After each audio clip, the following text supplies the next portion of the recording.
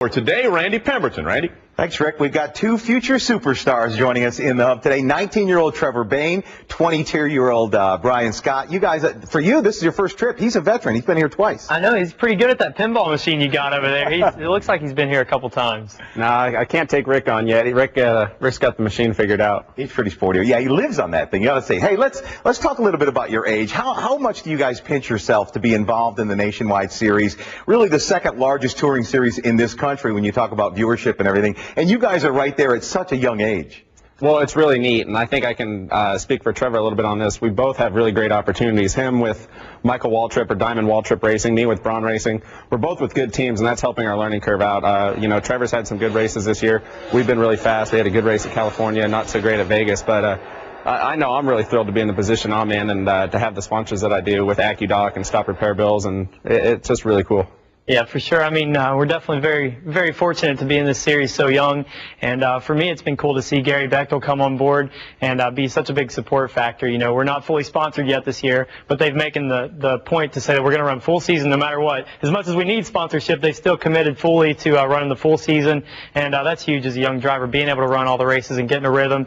And, you know, we're kind of hitting our rhythm already, so hopefully we can continue and keep it going. Yeah, let's talk about that. Talk about your season so far. How do you grade yourself at this point? You only run a couple races. But well, first things first for us is we don't have any points, so it's about making it in the first 5 races and getting ourselves in a good position. Luckily, we just luck of the draw at Daytona. Seriously, I didn't even know it. I was educated on the rules at Daytona. They go off qualifying draw, and we were all upset actually when it first came because we were like the third go homer out. We're like, we don't want to go early, and then it came out. It got rained out, and that's how they set the field. So we're like, well, you know, we should learn to keep our mouth shut. And we've had really good qualifying at Auto Club. We qualified third, I believe, and we qualified 8th at Vegas. So we've got that program under, you know, pretty well. And I know that if it rains now, we're in the shows on the next 2. So I think we can get more focused on racing and not necessarily qualifying and getting some good finishes under our belt. You've been pretty sporty too. Yeah, we've had to overcome a little bit after Daytona, being spun out on lap 6 and ending our day early. But you kind of know that's going to happen at Daytona at some point or another. You know, it was kind of bad that it was so early in the race and didn't get to learn as much as I wanted to. But California and Vegas were pretty good for us. We're kind of getting better and better every week, and that's our goal. 6th place finish at Vegas. We're pretty pumped on that. It's our best career finish. So if we can continue to keep running like we are, I think we're going to be pretty strong by the end of the year. Hey, quickly, guys, we're taking a couple of weeks off now. What do 2 young guys like you do when we're not racing? What are you going to do?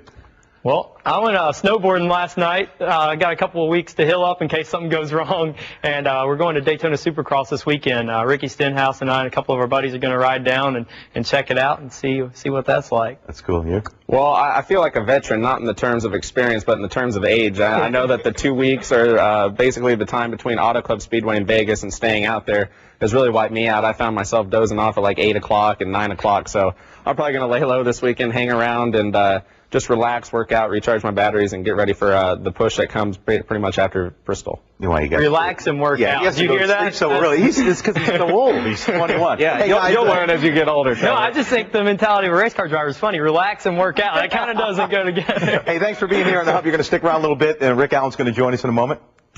I gotta get a rematch in pinball. Okay, don't agonize. Montoya turned teammate Scott Pruitt with 8 laps to go. A move Pruitt would call low-down dirty driving. Montoya held off Denny Hamlin to capture his first career NASCAR victory. He won his first Cup race a few months later at Infineon Raceway in Sonoma, California.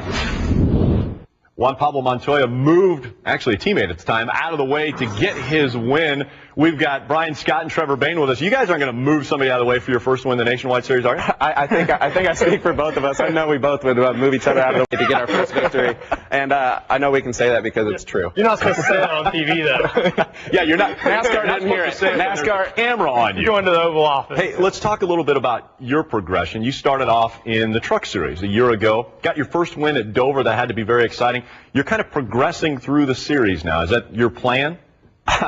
Well, my plan seems to change every year, but it seems to have worked out in a logical progression. I think that the Camping World Truck Series to the Nationwide Series to the Sprint Cup Series is how anybody would chronologically order it. And I learned a lot through 2007, 2008, and 2009 in the Truck Series. I think I learned a lot of things. I know that the learning curve was very steep, and we had a great year last year in 2009. We finished 7th in the points, and we were a couple finishes away from a great year and finishing in the top 5 and making it to the combined banquet that they did.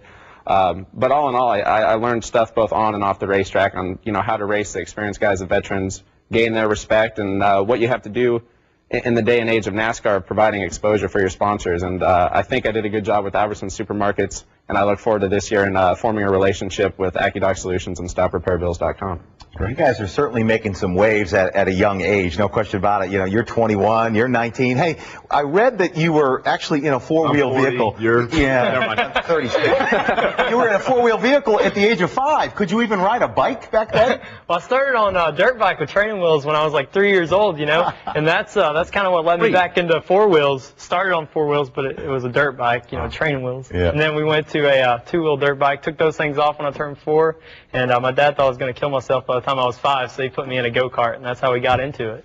That's amazing. I mean, seriously, I don't know if I had a bike. Well, I had a bike. Thank you. But it had training. He couldn't ride it. It was horse-drawn, wasn't it? Back to the age. We're going to go the age card. All right. Hey, I tell you what, actually, we'll stay with that a little bit. You guys are young enough that probably when you were even 16 years old, you're now racing against maybe guys that were your idols. Is that kind of the case now in the Nationwide Series? Well, I still idolize those guys. I still idolize guys like Jimmy Johnson and Jeff Gordon. I don't think any less of them just because I'm getting closer to where they're at. But really, I've been working at this my whole life. I have 22 years of experience. I've been wrecking snowmobiles and motorcycles ever since I could ride them. I know that I've done a lot of damage, not just in NASCAR, but away from NASCAR as well. And hopefully it won't be so bad this year. Hopefully I can quit wrecking things like I did at Vegas.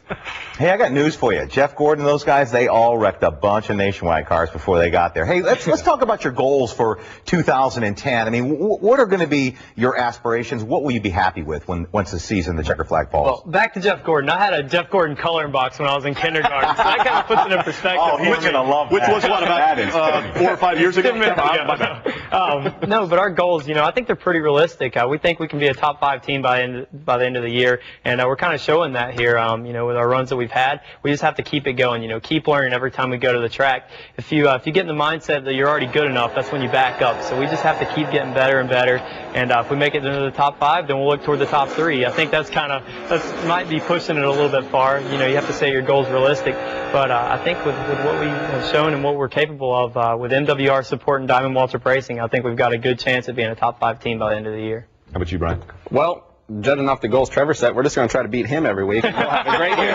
We'll have a really good year. Just focus on capturing the Asbestos Rookie of the Year title. I think that it's probably the strongest field that there's been in a couple years. And I really look forward to the challenge. I look forward to racing those guys every week and hopefully providing a really exciting Asbestos Rookie, championship all the way down to the end on who's going to get it. And hopefully it comes down to the last race and just have fun. Yeah. That's what we always try to do here on the Hub. No, we can't have fun in a race car. What are you talking about? Hey, guys, thank you so much for joining us here on the Hub. We appreciate it. Good luck. I know your next race is Bristol, so we wish you the best of luck.